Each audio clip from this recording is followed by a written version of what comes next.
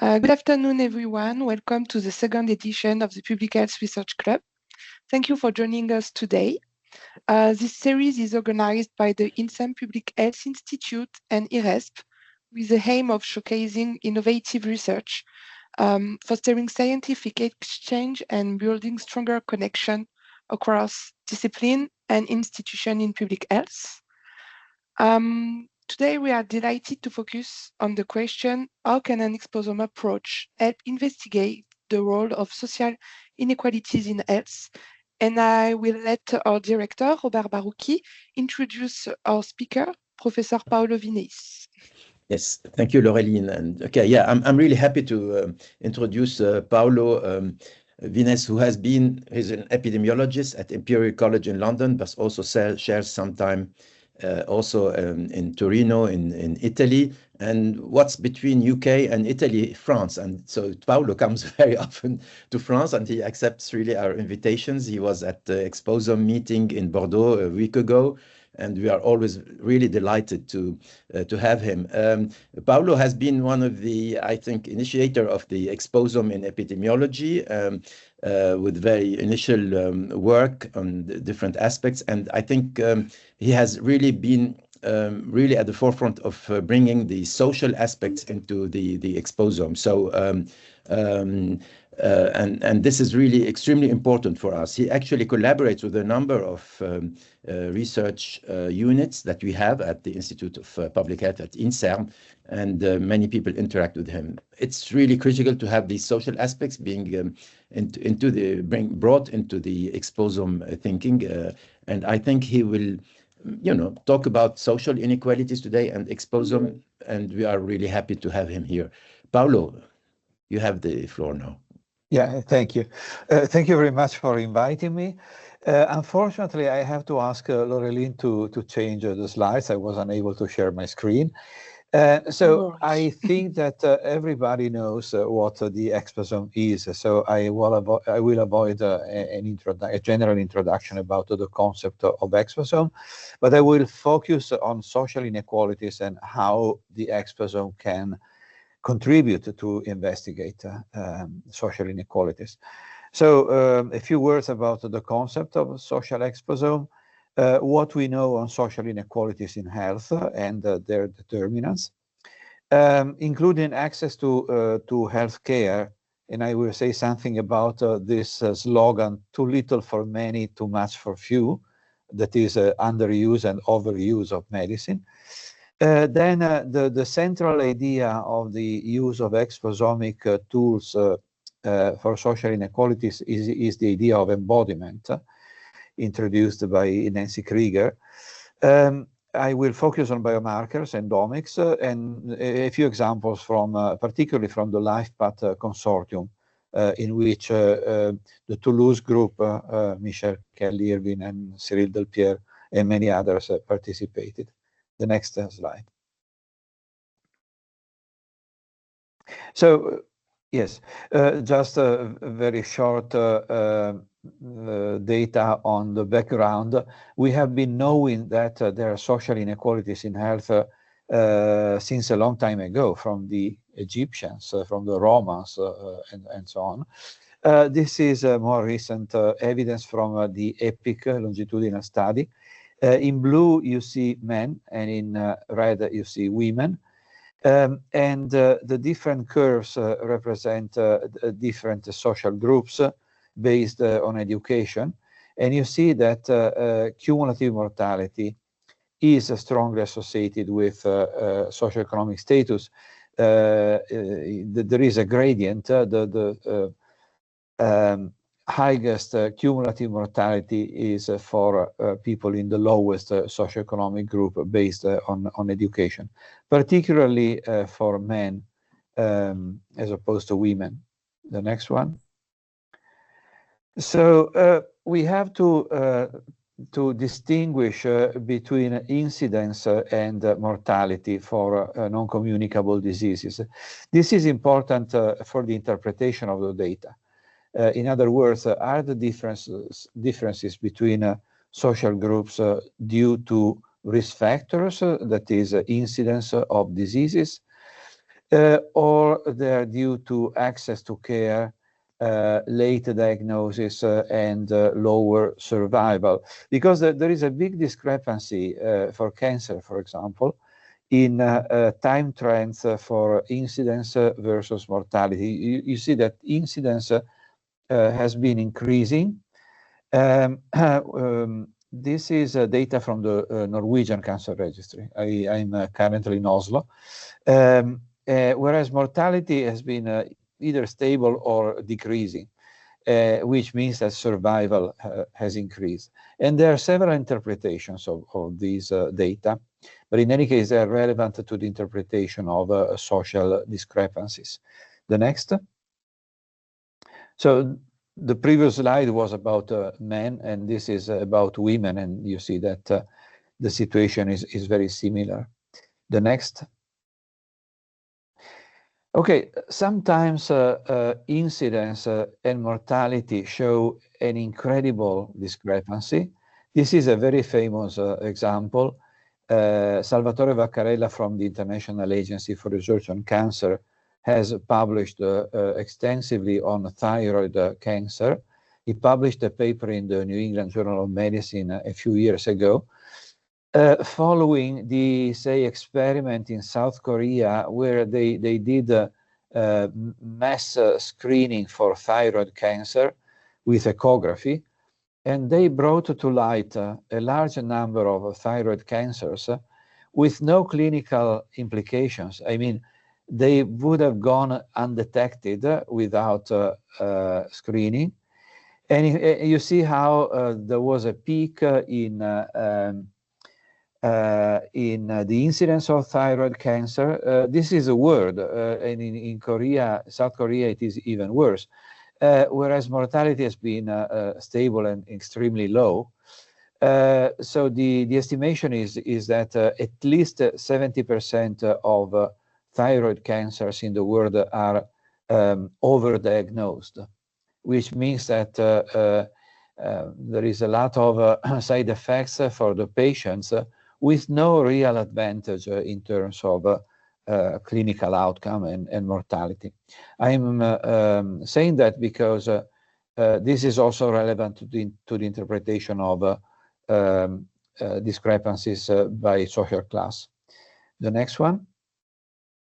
So with Salvatore now we have written a paper which is under review in the JNCI, the Journal of the National Cancer Institute, which is exactly called overuse and underuse of cancer diagnosis and therapy, where overuse is mainly for the rich section of the population, and underuse is for, well, a large majority of the population. So this is what Salvatore and others at IARC have observed in Europe. And it is mortality. This is mortality. What you see are countries, European countries, and two social groups. So the white, the white dot is for high social class, and the black dot is for low social class.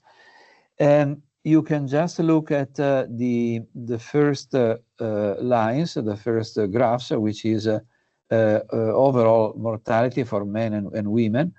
And you find a discrepancy between a high social class and low social class in all countries, but particularly going from left to right, where left countries are like Spain, Italy, France, and others, whereas on the right you have mainly East European countries. In practice, what happens is that if you are rich, wherever you live in Europe, you have approximately the same risk of mortality from cancer, whereas if you're poor, your risk of mortality from cancer is much higher in Eastern Europe or in other countries. And this is due to a number of reasons. It is partly due to risk factors because smoking, for example, is more prevalent in Eastern Europe, but also access to screening. Screening for cervical cancer is still relatively low in Eastern countries, and in general access to diagnosis and therapy, so that low social groups have later stages at diagnosis and therefore lower survival and greater mortality. So this is a clear example of social discrepancies in cancer, and these are a mixture of distribution of risk factors, access to screening, access to diagnosis, access to care. The next one.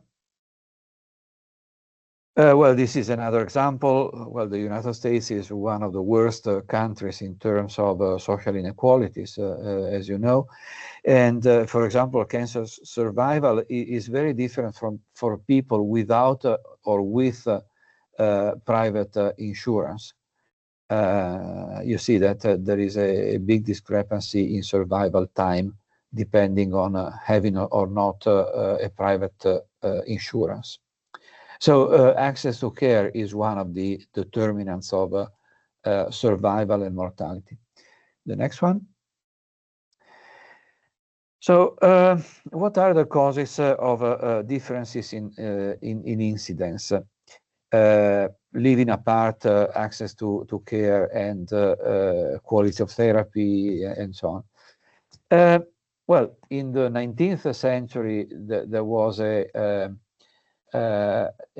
ideology or an interpretation that was very popular, which was based on genetics, or on genetics, not really on genes. This was based on early work by Galton in particular, who was the founder of eugenics.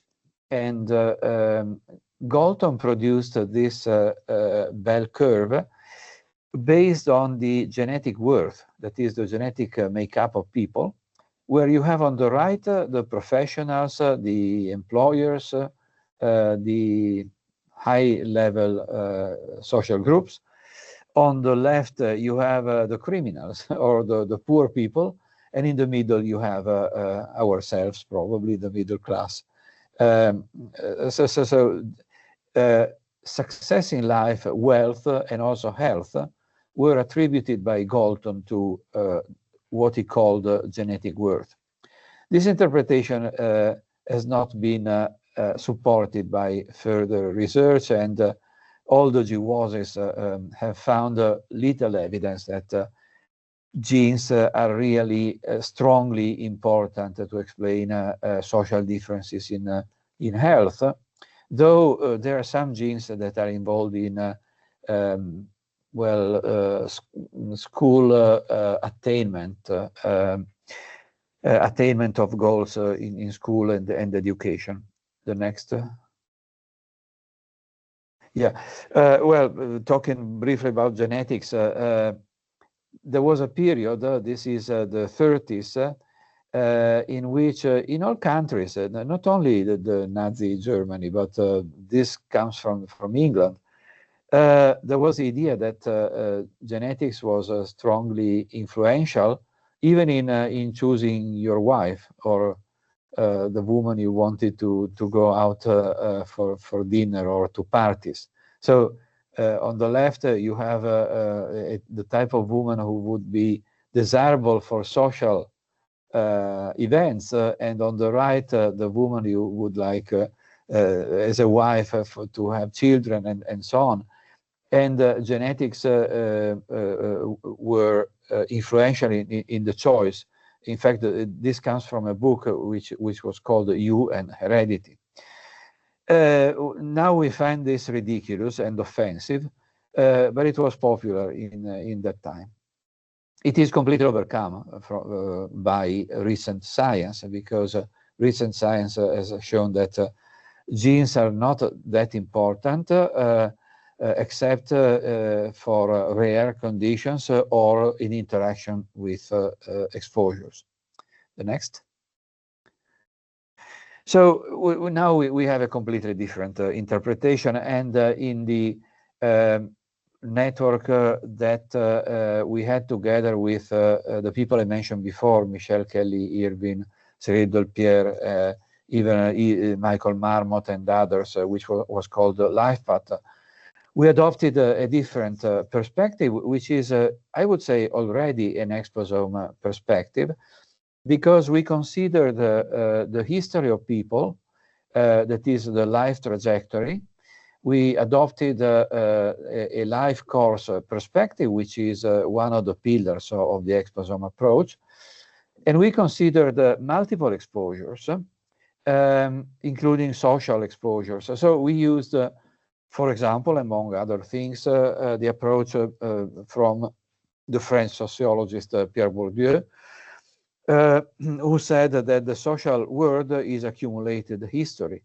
And we thought, well, yes, it is accumulated history in terms of economic, social, and cultural capital of the person, but it is also accumulated biological history, because people are born with a certain genetic makeup, whatever happened during pregnancy, but then they accumulate exposures of many different types.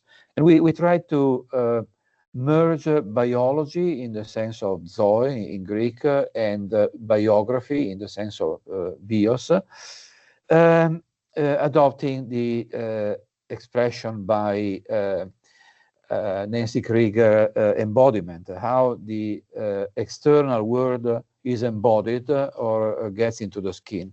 This was our exposome approach in LifePath. The next. By the way, socioeconomic position has been treated very often by epidemiologists as a confounder, which is wrong, because it's not really a confounder. It is an overarching type of exposure, because socioeconomic position determines many other things, including chemical exposures, including behaviors.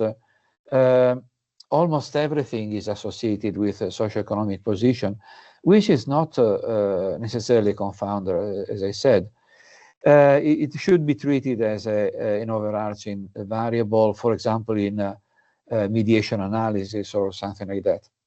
And recently, people have also discovered the importance of adverse childhood experiences, that is, experiences in early childhood that influence what happens in the rest of life according to a life course dynamic perspective. The next, please. So we adopted a life course perspective, which is a graph by David Blaine, who was also in LifePath. Basically, each of us has a kind of trajectory. You can say that the black curve is the normal trajectory. You have an increase in early life when you get your skills, abilities, organ development, resilience, and so on. And then you have a slow decline. But some people have a lower ascending curve and a quicker descending curve, very often depending on social class. The next one. Well, this is an exemplification of ACEs, how early adverse events or experiences influence late disease. It is a classification of different types of ACEs, which include macroeconomy and society, household characteristics, parental characteristics like depression, anxiety, use of drugs, and so on, down to the children's experience, abuse, emotional abuse, bullying, and others. And all of these have been shown to be associated with not only experiences, disease experiences in childhood, but also in late life, in adulthood, by early work done by Felitti and others already many years ago. The next one. This is work that was included in LifePath by Mika Kivimaki. This is a Finnish cohort that shows the longitudinal nature, the life course nature of events. In fact, the blue line represents the high social class, and the red line the low social class. I think that what is written down, high and low, is wrong. It is the opposite. So the high social class shows since birth, I would say, almost, higher intake of vegetables and fruits, higher physical activity, lower smoking levels, which means that at a certain point in early adulthood, people have a lower body mass index in lower social class, lower blood pressure, lower triglycerides, and then at the age of 55, when the follow-up was finished, only temporarily, because the cohort is still followed, there was an excess of diabetes and cardiovascular diseases in low social classes. And what I find interesting in this approach is that you see first differences in risk factors, then in intermediate biomarkers like BMI, triglycerides, and so on, and then an effect on diseases. The next. So this is the kind of interpretation we developed together with Robert Barouki. We published a paper a few years ago by combining Pierre Bourdieu's approach based on the economic, social, and cultural capital with biology. So we thought that everybody has their own constitutive biological capital, which is the genetic makeup, for example. And then the other capitals influence exposure to intermediate exposure agents or events, which can be environmental or behavioral or whatever, occupational exposures, smoking, alcohol, drinking, and also air pollution, which is differential by social groups. And this leads to the induced biological capital, what we call the biological capital in the life course, leading to health outcomes. The next. So in our paper with Robert, we also provide some examples of life course trajectories with mechanistic components in the middle. For example, we showed that inflammation and the concept of inflammaging has a role in acting as a mediator between risk factors and low socioeconomic status and health outcomes. We looked at metabolomics, particularly for childhood obesity, and we also dealt with the concept of syndemic, because you know that COVID-19 was called by Richard Horton as a syndemic because the risk of developing disease and particularly adverse outcomes of COVID was very much associated with both socioeconomic position and pre-existing non-communicable diseases like hypertension and other conditions like obesity. The next. So Michel Kelly-Irvine and Cyril Delpierre developed this scheme, which is essentially the same I showed before, but this refers to biomarkers. I mean, it shows that you have exposures, they have an effect on biological intermediate events, but you also have an adaptive response. And you have a sequence of multiple stages, because we know that non-communicable diseases are multi-stage diseases, through an interplay of exposures, biological changes in molecules, and adaptive responses. I've seen messages saying that people could interact now, or have a discussion. Is that right? As you want, we Well, can keep. It's better to keep them maybe to the end. Yes. But Okay. the message was to ask Maybe. people to put their question in the chat. Or, Yes. All right. Okay, good. For the So Q&A session. Yes. Yes, I go on. The next then. So this is the theoretical scheme, and in the same paper with Robert, we also tried to look at other approaches, like the approach based on the key characteristics of cancer, of carcinogens, or the hallmarks of cancer framework, or the AOP, adverse outcome pathways frameworks, how they could be looked longitudinally as a sequence. And this could be, seen as a parallel or similar or an analog of what I showed before on the impact of the different capitals by Bourdieu and their impact on biological capital. The next one. So there are some emerging issues, difficult issues, and this is something where the Exposome can contribute, like the gig economy. This is a difficult issue because it is hard to put together cohorts around the gig economy. I mean, unstable workers who work on demand based on platforms. And people have tried, for example, to classify the different types of risk factors the gig workers run into. In this particular paper, they used 3 types of risk factors, which are occupational vulnerabilities, which are partly common with other jobs, like road accidents, precariousness, which is typical of the gig economy, and it is a kind of existential precariousness, which has health implications, and also what they call platform-based vulnerabilities.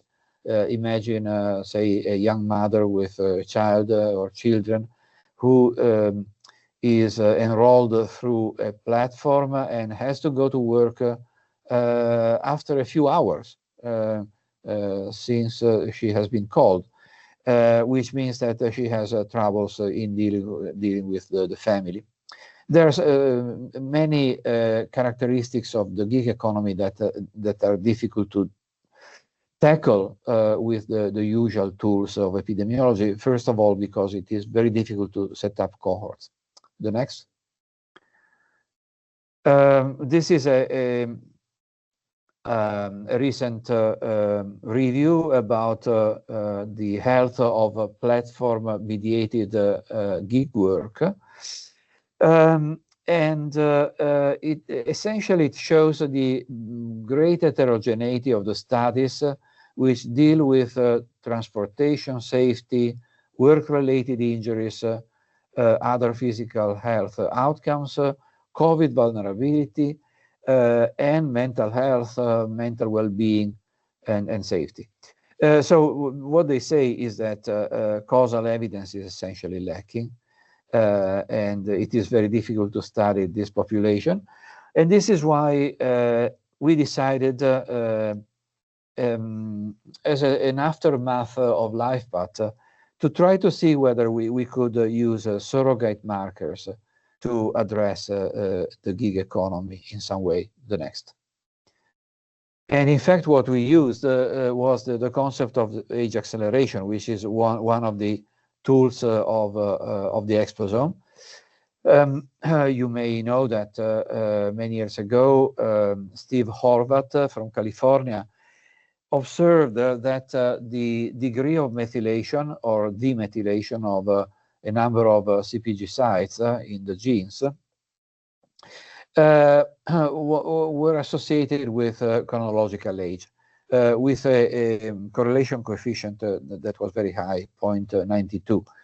So he said, well, if you put together 353 CPG sites and their methylation levels, you have a biological clock, because this is strongly associated with age. But in the meantime, at the individual level, you still had a discrepancy between biological age and chronological age. For example, if I measure my methylation levels in those CPG sites, I can discover that my age is older than my anographic age.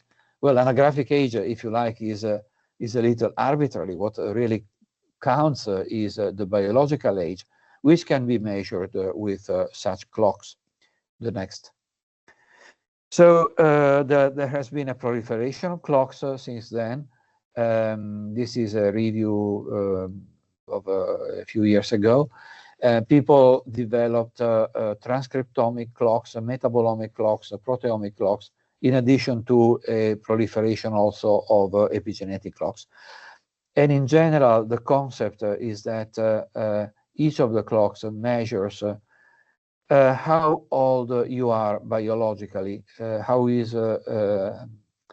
important is the discrepancy between what the clock measures and your anographic age. The next. These clocks are pretty robust. That is, they come up with predictions or associations which are what you expect. I would say that all of them predict outcomes in terms of mortality, cancer, cardiovascular diseases. It depends very much on the clock and how they have been built. Some are more sensitive to mortality or to cancer or to cardiovascular disease, and it depends on how they were built.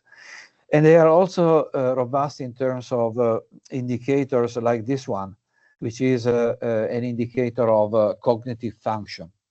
So in this case, the most sensitive clocks, they are like a grim age or a pheno age, are associated with cognitive decline, cognitive function decline. So if you have a cognitive function decline, you have age acceleration based, in this case, on epigenetic clocks. The next one. So by studying social inequalities, our question was, can we study social inequalities through clocks? Are epigenetic clocks or age acceleration useful to investigate social adversities? And we knew from LifePath and also from research by Michael Marmot, for example, is that social inequalities is not social inequalities are not explained entirely by behaviors like the usual things: smoking, drinking, diet, BMI, physical activity, diabetes. There is something else that came out clearly from the Whitehall study by Michael Marmot and Mika Kiwimaki, and also from LifePath. So social inequalities exceed behaviors. And this also came out from research on age acceleration. Because in this case, what you see is that people belonging in low social groups have age acceleration with epigenetic clocks after adjusting for behaviors, smoking, alcohol, and the others. So this is based on 3 cohorts, EPIC Italy, an Australian cohort, and an Irish cohort. And the black bar is low socioeconomic status, the gray one is intermediate, and this is in comparison with high socioeconomic status. So clocks are sensitive to socioeconomic status. The next. And we repeated it with 16 cohorts, as many as 16 cohorts, where epigenetic methylation data were available. And on the top, you see the association between education and age acceleration. Just look at the blue clock, which is Levine, which is one of the most sensitive. And you see that there is definitely an association with low socioeconomic status. And then, of course, we found associations with all the other risk factors for non-communicable diseases, smoking, BMI, alcohol, and physical activity. But what is important is that education shows an independent association on top of risk factors or behavioral risk factors. The next. Well, what was striking in LifePath was the consistency across different indicators in the association with social inequalities. These are 4 different approaches. A is mortality, in this case in relation to occupation. So there is a dose-response relationship. B is walking speed, which is a strong predictor of mortality and disease in later ages, also associated with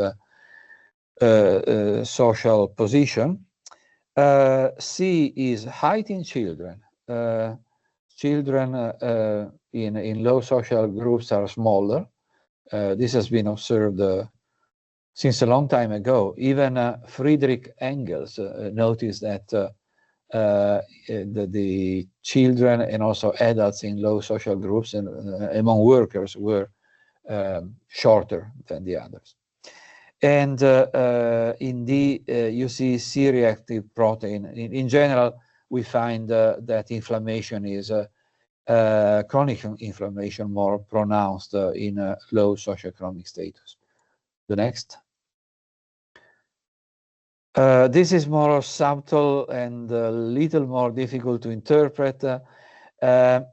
These are changes in a C-reactive protein, talking about inflammation, in 2 cohorts, and in relation to transcription of genes. So basically, in this particular paper, we looked at the effect of socioeconomic status on CRP, C-reactive protein. And also we looked at the mediation by transcription levels of selected genes. And we showed that there is some degree of mediation by transcription of such genes. So the association between a social class and CRP and inflammation may be mediated by transcriptional events. The next. And then, particularly with my colleague Oliver Robinson, we have developed other types of clocks. Here you see a metabolomic clock in addition to some epigenetic clocks. And recently, Oliver has been working on proteomic clocks. Well, this is very similar to what I showed before. You see that income, for example, is associated with some of the clocks. Let's say that here the picture is less consistent than elsewhere, but there are some interesting associations, particularly concerning depression for the metabolomic clock and anxiety for also the metabolomic clock and the pheno-age clock. This is a particular cohort. Airwave is a cohort of English policemen who have been enrolled at Imperial College. And so anxiety and depression and also psychological traumas are relatively common in this cohort. And we find some associations with the clocks. The next. So I mentioned the fact that it is difficult to study certain populations. And I mentioned the gig workers. So we tried to see whether we could take advantage of some cohorts with rich data in terms of work characteristics and apply the concept of epigenetic clocks to these populations. One is the UK Understanding Society study, which has a lot of information on work characteristics related to job type, job stability, and so on. We used different epigenetic clocks. And what you find there are years of acceleration. So how much the discrepancy between the clock and your anagrammatic age is accelerating in terms of years. So there is an association with unemployment, particularly with pheno age, 3 years of acceleration, or job insecurity, or working at night. And we found an association with night shift work, particularly in women. And you know that night shift work, in general shift work, is associated with breast cancer and also colon cancer. So it is interesting that you find age acceleration. You have to consider that these measures are made in white blood cells. So they're very, very inaccurate in the sense that they do not express what happens in organs. So a certain degree of misclassification is present, and probably these associations are underestimated. So at the level of certain organs, you may have a greater age acceleration. The next. And this is the same in a Finnish cohort, Finnish birth cohort. Well, usually the strongest association is found with smoking. Smokers have an age acceleration in white blood cells by about 5 years compared to non-smokers. And as I said, this is likely to be underestimated. We found a relationship with being white or blue collar. In this case, white collars have age deceleration compared to blue collars. And also overworking for more than 40 hours per week is associated with age acceleration. So let's say that the associations we find are in the direction you expect. I mean, poor working conditions are associated with age acceleration. The next. Oh, this is again airwave, a number of different epigenetic markers, biological clocks plus the metabolomic clock. Some degree of consistency across clocks in relation with job strain, which is one of the variables that were measured in airwave. The next. So, of course, there are many limitations in these studies, which are the very few studies on work characteristics and age acceleration and epigenetic clocks. Small sample sizes, constraints on the DNA data because these are white blood cells. Data is not specific for job or employment targets. There is a lack of specific questionnaires or metrics. Job strain, for example, is derived on the basis of questions, not official scores. Data on the gig economy are extremely limited, and the interpretation itself of biological clocks is not straightforward. This would be a different and a separate discussion because what biological clocks are is still debated, but the current interpretation is that they are stochastic. They are the expression of stochastic changes which are accelerated by external exposures. The next one. Yes, that's all. Thank you. So thank you very much. It was very interesting. And now we are going to begin the Q&A session. So I have a few questions, and to all viewers, don't hesitate to ask any question in the chat. So we have a question by Robert. Can we discuss the importance of gene-environment interaction? Yes, we can. You mean in general or in relation to age acceleration?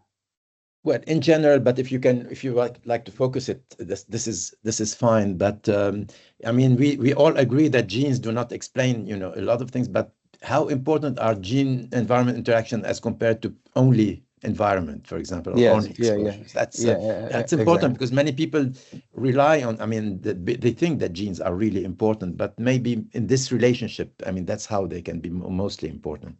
Yes. So there has been, I would say, a season in which, or a period in which gene-environment interactions were very popular, and there was much research. You may remember CYPs and GST-1 and acetyltransferase. So people were enthusiastic in the early times. Then I think that the whole thing boiled down to a few, say, strong and replicated associations for gene-environment interactions that could be relevant for certain exposures. I believe, for example, for smoking, that there are some genes which interact with smoking, genes involved in addiction to smoking, or metabolism of nicotine, and PAHs. Then there benzene is also one exposure for which gene-environment interactions can be important. Aromatic amines. Nevertheless, the enthusiasm decreased because it is not really possible to use genetic polymorphisms for screening of workers. This has not been proposed any longer after a first period of enthusiasm, because the difference between people with the variant and people without the variant is too small to be clinically and relevant for prevention. Now people are much more interested in polygenic scores. So probably the future is polygenic scores using multiple SNPs to characterize the individual vulnerability to the effect of chemicals. But what about, for example, adverse, childhood experiences? I mean, are there, because not all the children with adverse effect have the similar, reaction or outcome. I mean, so is there any evidence that the genes are involved here? I mean, in this kind of. I'm not sure about that. No, I don't remember examples. No, sorry. I don't remember. But it might be my ignorance. So I have another question. Is any specific data on the influence of social inequalities on the transgenerational consequences of the exposome on health? Yes.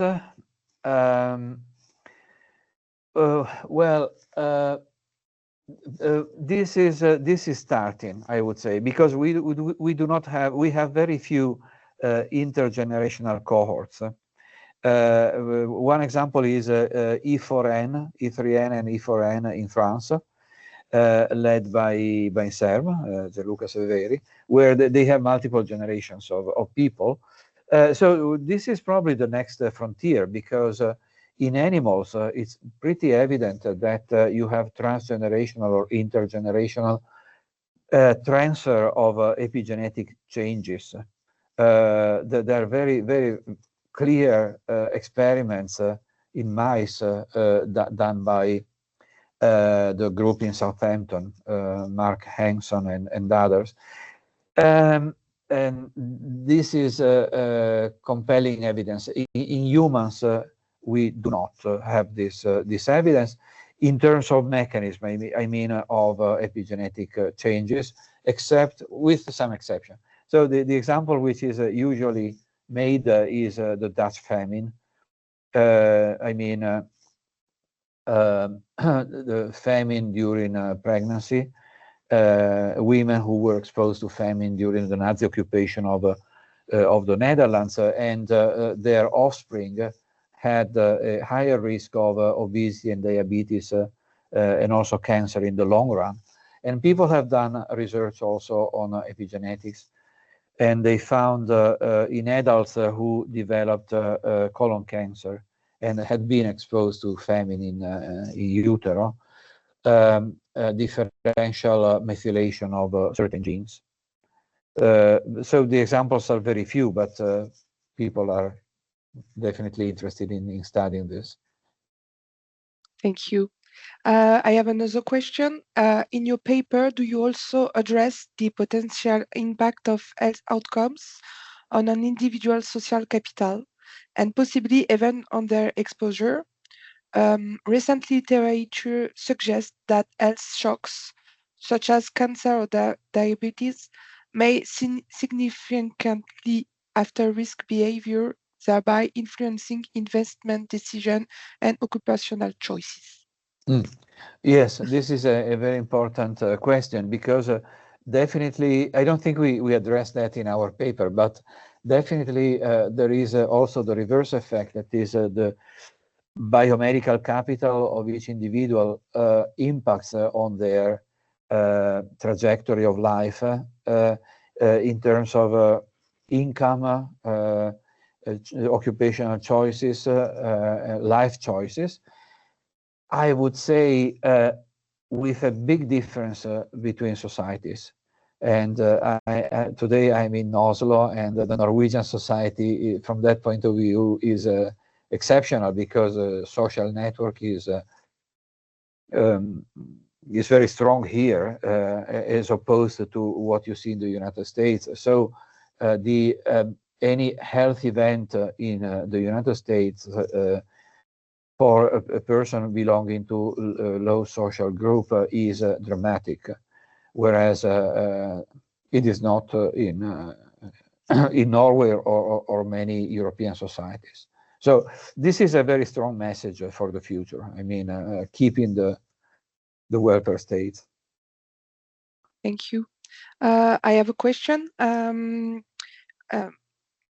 In our institute, we are trying to have more interaction between different fields of research, like sociology and biology, for example. And with your presentation, I was wondering, what are the main challenges in measuring and integrating social determinants within Exposome research? I don't know if it's clear, but yeah, it's very clear. Yeah, it's very clear, because my point that I repeat frequently is that epidemiology has been influenced very much by, let's say, a simplistic view of society. And well, we have very simple variables, because we need to enroll large populations, hundreds of thousands. And so we use education and job title and so on.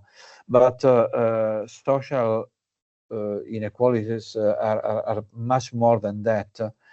They require a professional approach, and which means that we need an alliance with social scientists.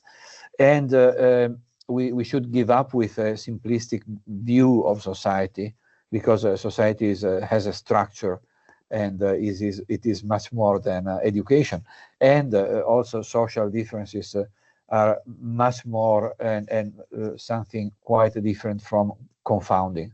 And we should give up with the idea that social class is a confounder. It is maybe the most important type of exposure in society. Thank you. If I can add something, Laureline, I mean, that's a really good question. And you're right, we are trying to bridge all those disciplines. Yes.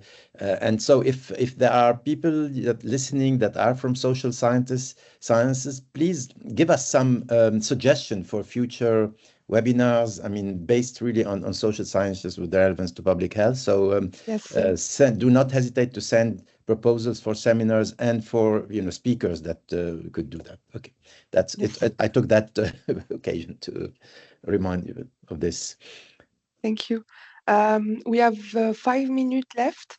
I have another question is, to what extent sex and gender differences are taken into account in current research in the context of Exposome? Any insight on future research effort to develop in this field of social inequalities?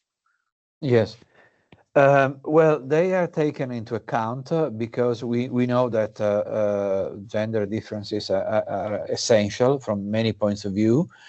Essential because exposures are different, but also reactions to exposures and to types of stress, for example, are different. Resilience is different. Responsibilities on the job and in society are different. Just an example, there is a recent report from the World Economic Forum on the gig economy. It came out just a couple of months ago, and it says that the salary divide between men and women is much greater in the gig economy than in the rest of the economy. And this is just a small example. And then think of what I said about ACEs and also the importance of pregnancy for the health of the fetus of the child and so on, which raises important issues. I think that the role of the father is underexplored also. I mean, what is the impact of exposures on reproduction from the father's point of view, not only the mother's point of view. Thank you.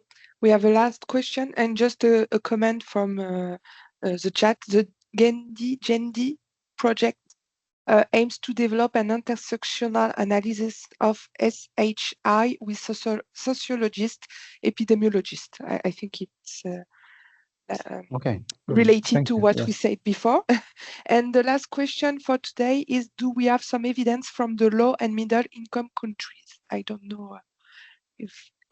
yeah, this is starting. Well, I know that, for example, in Latin America, there are several cohorts that are starting to use epigenetics, for example. And in fact, a PhD student of mine did his thesis on the concept of age acceleration in Colombia.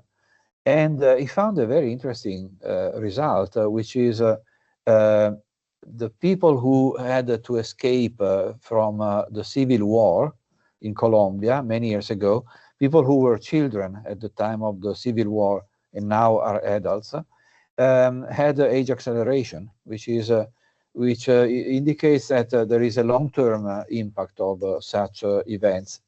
But in the meantime, I think that we shouldn't believe that the exposome is the response for every problem. And one of the problems of the exposome is that it is expensive, particularly if you use omic or epigenetic tools.